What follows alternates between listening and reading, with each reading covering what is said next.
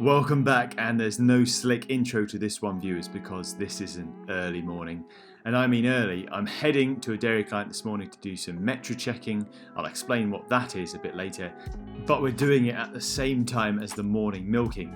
For this farm, cups on, as they call the start of milking here, is 4:30 in the morning. Given we need to be ready to go for then, and it's a half an hour drive from home, I'm leaving at 4:45 to make sure I'm not holding anyone up. I've got a confession to make. I've never been an early morning person. I'm just too soft for it. Thankfully, the drive and an early morning session of listening to Joe Rogan in the car gives me some time to reboot before I have to talk to anyone. By the way, most of my videos are filmed in normal human hours. If you think you might enjoy them, go ahead, click subscribe and ring the little bell next to it. Today's job, as I mentioned, is something called metrichecking. These cows, and there's about 700 of them, will pretty much all have calved since early to mid-August, and a relatively common complication of calving is a condition called endometritis. Farmers might know it as whites, which is a low-level uterine infection. Affected cows aren't noticeably sick. This isn't an infection that affects the whole body. Instead, the infection is limited to the uterus, but does cause an accumulation of pus in the uterus. That's obviously not good for the cow, nor for her chances of conceiving during the next mating period. So it's in both her interest and the interest of the farmer to detect these infections at an early stage and get them treated. These cows have already been checked twice this season, apart from some late calvers. Nonetheless, they look a bit puzzled to see me. We're nearly ready to go. We're just waiting for the farmer here, Matt, to join me on the stand.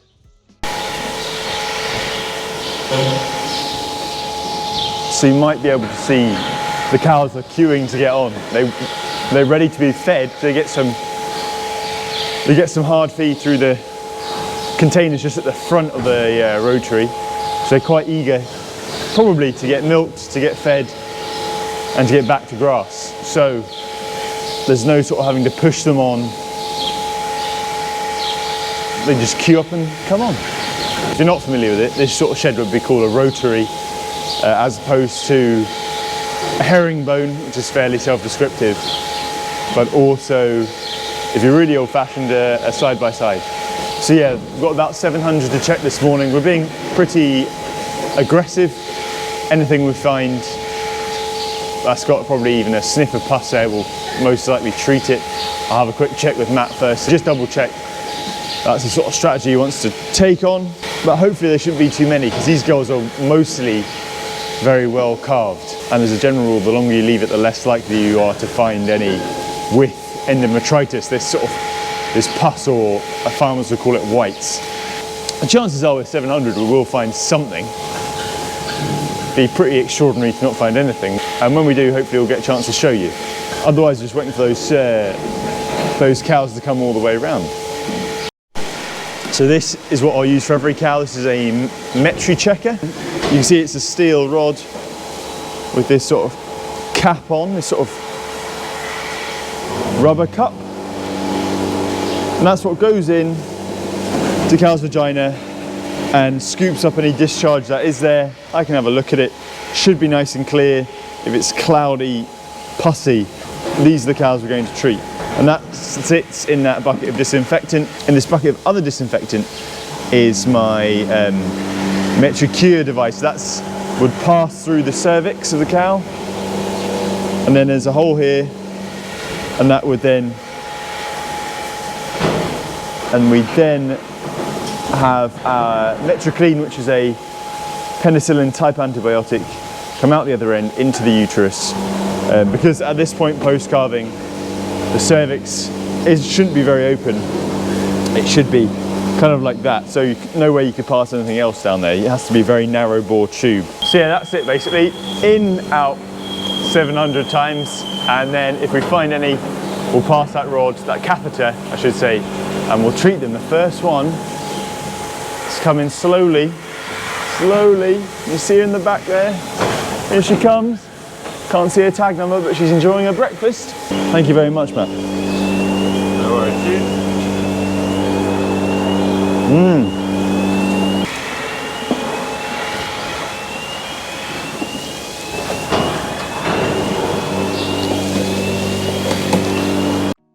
And just like that, we're getting after it. You can see that metricheck device passes in through the vulva, but if that vulva is dirty, you can use the handle of the device to scrape the worst of the contamination off.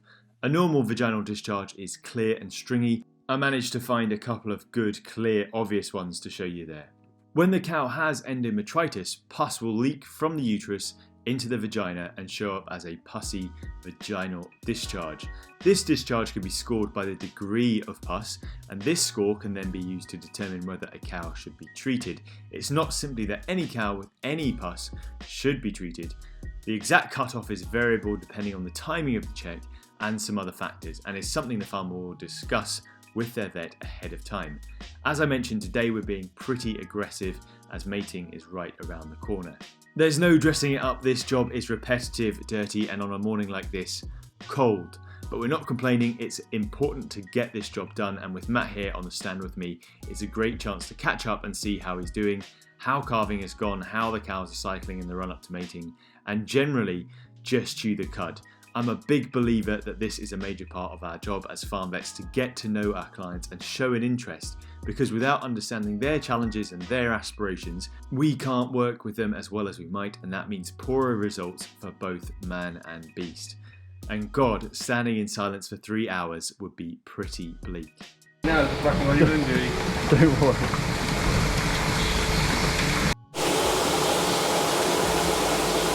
So that's what we're looking for. That cow notwithstanding, as expected, I'm not finding many positive cows here. That is in large part because this is a late check, and so some of these cows have already been treated or will have self-recovered, but it's also testament to good management of other factors like body condition and trace element status. For those of you unfamiliar with seasonal block calving dairy, you might be wondering what that Technicolor paint on the tailhead of these cows is. This seems like a good time to explain. So Matt, because you're on the camera there, you can't hide behind me, I'm afraid. I could probably hide behind you, but not the other way around. So Matt, why are you painting these cows? For people who don't know, and plenty of people will know, but why are you painting them? And only some of them? Just for groups and what cycles for pre-mating, so I know what cows have mated and what cows we need to intervention on. Right, so because if they do get mated, that paint should rub off, that's the theory, isn't it? Yeah, yeah. A bit like that one.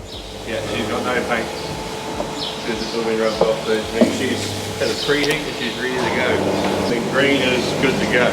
Good to go. Sweet. I love the colour green. Green means you got green. Green's the colour of money. Green means cows are cycling, which is good. I like that, green for go. It's good.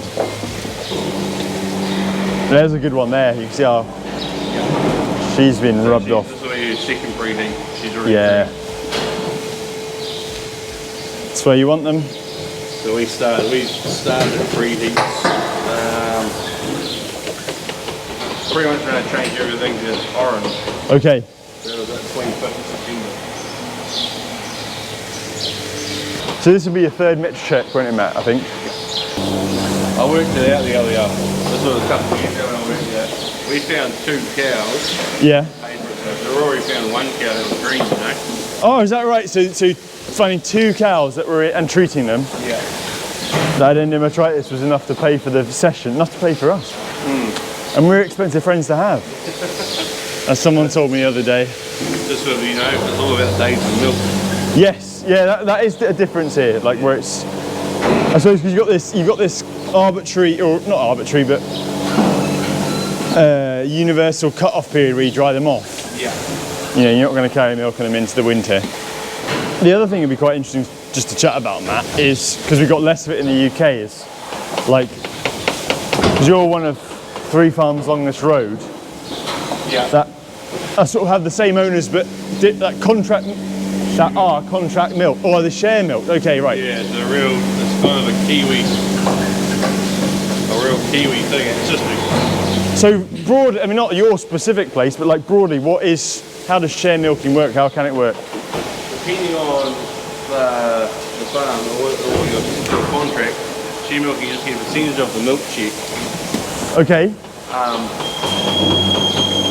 For certain things like e.g. here I supply staff, tractors, bikes, all that kind of gear, you know. Okay, and your time? Yeah. Yeah. And my time, so that I get X amount of percentage of milk check for that. Okay, yeah. You can provide more, like some guys provide cows for the farm. So I suppose it's a capital thing, isn't it? It's just how much have you got at the time? Yeah, so and the cost can be split and shared, does that make sense? Yes. So you have shared ownership and shared profit split. Yeah. Even in Australia, you think they have it, but they do have it over there, but it's not very common at all. And I think what must help as well is the scale, because you have room to accommodate to, individuals or families or what have you. Whereas if you had, if you had 200 cows, it'd be more difficult to, or you don't do the production. No.